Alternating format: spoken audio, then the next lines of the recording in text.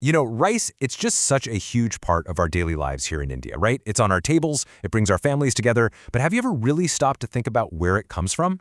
What if I told you the story of the rice in your bowl is a lot more complicated and maybe a little more concerning than you ever imagined? So come on, let's actually trace that journey back. Because what happens between the moment it's harvested on a farm and the moment it lands on your plate, well, that's a story that affects our health, the lives of our farmers, and the strength of our local communities. See, the way it works today, most of the rice you buy goes through this massive industrial supply chain. After the harvest, it can sit for a really long time in these huge warehouses. Then it gets shot through high-speed mills, packaged up, and sent out. Now, this system is designed to be super efficient, but that efficiency, it comes with some pretty serious hidden costs. So let's peel back the layers here and really look at what's going on inside this modern rice system. Because there are a few key practices, things that are pretty much invisible to us as shoppers, that are fundamentally changing the very food we eat every single day. Okay, so the first big problem we need to talk about is something called heavy polishing. To get that perfectly white, shiny look and make it last forever on a shelf, industrial mills are designed to be super aggressive.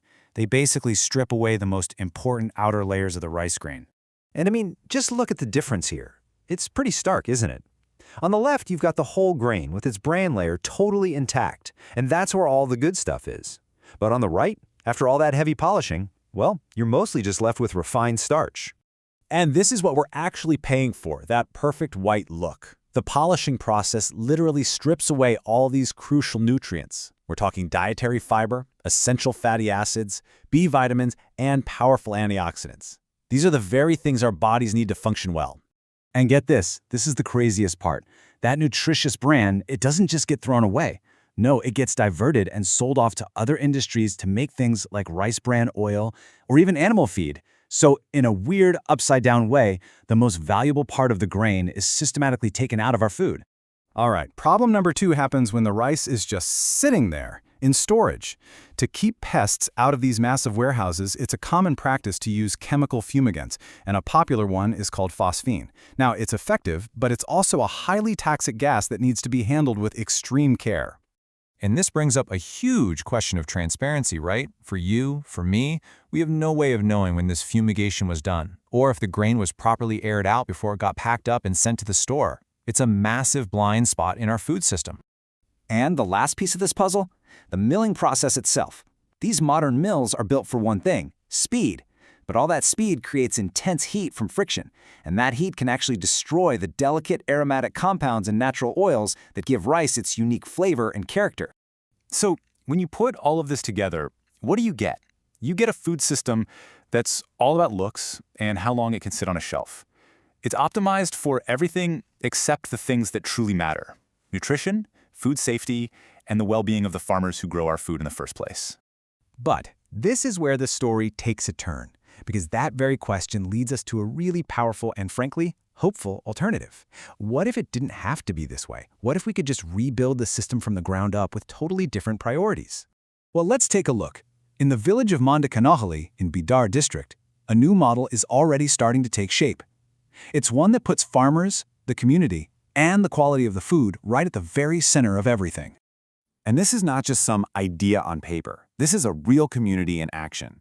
We're talking about more than 50 farmers who have joined forces cultivating a special aromatic rice called Sugandha Samba across more than 100 acres of land. And the way they're doing it is just so simple, but it's incredibly powerful. The farmers grow the rice, it gets processed with minimal polishing right there in a village-owned hub. Then it's sold under a local brand directly to families. And the best part, the economic value, the profits, they all stay right there in the village. And just think about how this model directly takes on every single problem we just talked about. Minimal polishing, that means the nutrients stay in the rice.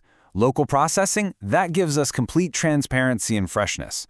Slower controlled milling, that protects the natural aroma. And maybe the most important thing of all, farmers are no longer just selling a raw product. They become owners of the entire value chain. The potential here is just staggering. We're not just talking about better rice. We're talking about building a self-sustaining local food economy that could be worth nearly 1 crore rupees every single year. This is a total game changer for rural prosperity. Okay, so this is where you come in. This is the moment where this incredible idea becomes a real, tangible thing. And it's an opportunity for all of us to help build a brand new future for our food. The group leading this whole charge is the Rathanamithara Foundation. It's a registered charity that was born right there in Bidar, and its entire mission is to build a fairer, more dignified local market for the district's farmers. And here's something practical you should know. Because the foundation is a registered charity, all donations are eligible for Section 80G tax benefits. So you can support this vital work while also receiving a tax deduction. So what's the goal? To bring this entire ecosystem to life. The processing center, the brand, the farmer training. The project needs to raise 1 crore rupees in philanthropic support. This is the seed investment needed to build a lasting rural asset. So your support, it's not just a donation, it's really the foundational capital that builds everything. It'll build the physical processing center and storage hub. It will establish the farmer-owned brand, provide training for over 50 families, and create a model that can be copied in other villages. This whole initiative, all of this work, is guided by a simple but powerful principle, Annadatta Sukhino Bhavantu. It's a profound wish that the provider of our food, the farmer, may live in happiness and prosperity. That's the moral compass for this entire project. You see, this is about so much more than just rice. It's a chance to build a truly transparent food system, to guarantee a fair income for farmers, and to create healthier communities for all of us. By supporting the Mandakanahalli rice cluster, you are helping build a future where the people who feed us can finally live with the dignity and prosperity they so deeply deserve. Annadatta Sukhino Bhavantu.